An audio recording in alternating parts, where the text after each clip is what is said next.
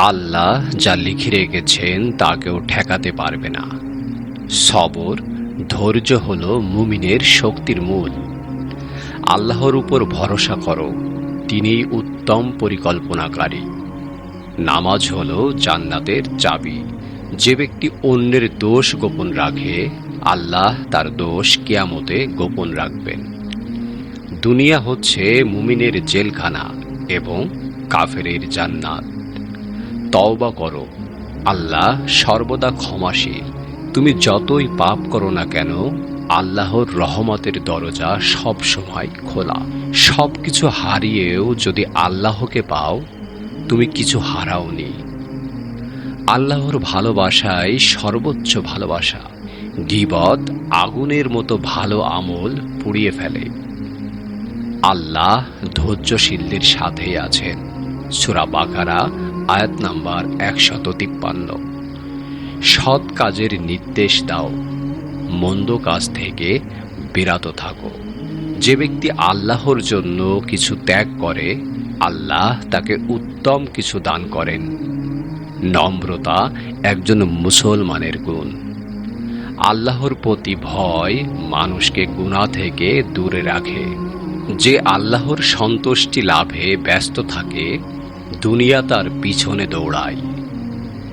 যে ব্যক্তি নিজের ভুল স্বীকার করে, সে আল্লাহর প্রিয় বান্দা।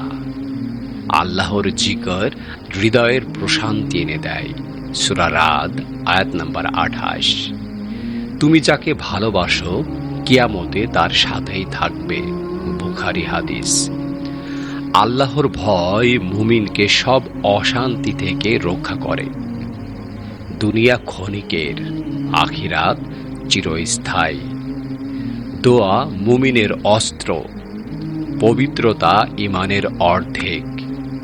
যে ব্যক্তি মানুষের প্রতি দয়া করে না, আল্লাহ তার প্রতি দয়া করে না। বুখারী ও মুসলিম হাদিস। তুমি মানুষকে নয়, আল্লাহকে খুশি করার চেষ্টা করো। মুমিন এক গর্তে দুইবার দংশিত হয় না। বুখারী ও মুসলিম হাদিস। সুন্দর আচরণ ঈমানের একটি নিদর্শন। আল্লাহ তোমার আমলের ফল দিবেন, তোমার ফলাফলের নয়। তোমার গোপন পাপের জন্য গোপনে তওবা করো। আল্লাহর সন্তুষ্টি লাভই জীবনের মূল লক্ষ্য হওয়া উচিত। যে ব্যক্তি মানুষের উপকার করে, আল্লাহ তার সহায় হন। তুমি যখন কারো জন্য আল্লাহর উদ্দেশ্যে ভালো চাও, সেটি প্রকৃত ভালোবাসা। যে ব্যক্তি আল্লাহর জন্য ভালোবাসে, সে ঈমানের স্বাদ পায়। মুমিন হচ্ছে সে ব্যক্তি যার হাত ও জিভ থেকে অন্য মুসলিম নিরাপদ। রিজিক দেরি হলেও হতাশ হয়ো না, কারণ তা তোমার জন্য নির্ধারিত।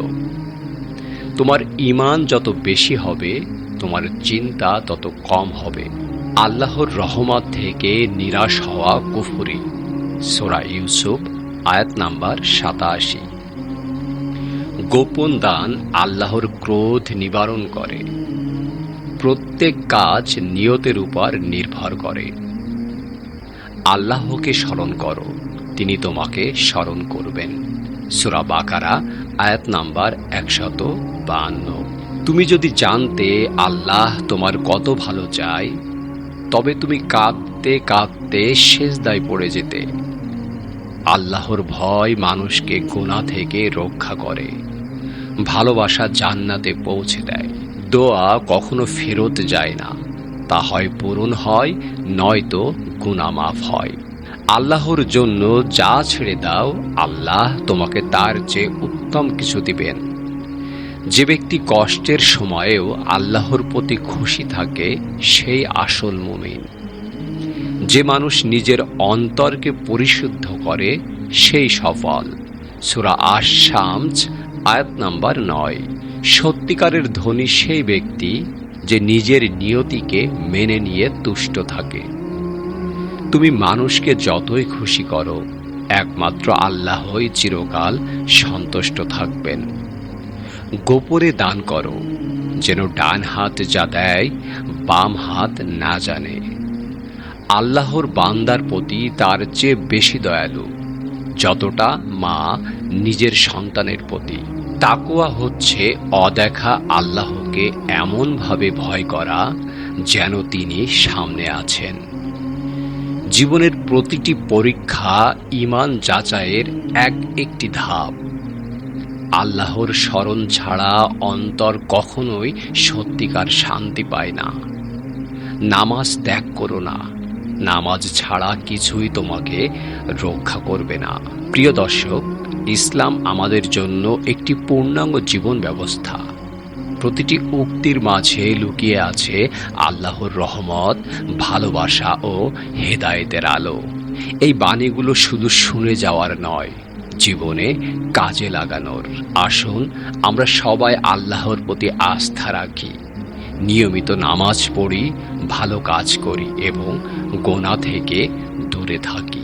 আপনি যদি এই ভিডিও থেকে উপকৃত হন তাহলে লাইক দিন, কমেন্টে আপনার প্রিয় উক্তিটি লিখে জানান, আর অবশ্যই চ্যানেলটি সাবস্ক্রাইব করতে ভুলবেন না যেন আরও ইসলামিক অনুপ্রেরণা পেতে থাকেন। পরবর্তী ভিডিওতে আবার দেখা হবে ইনশাআল্লাহ।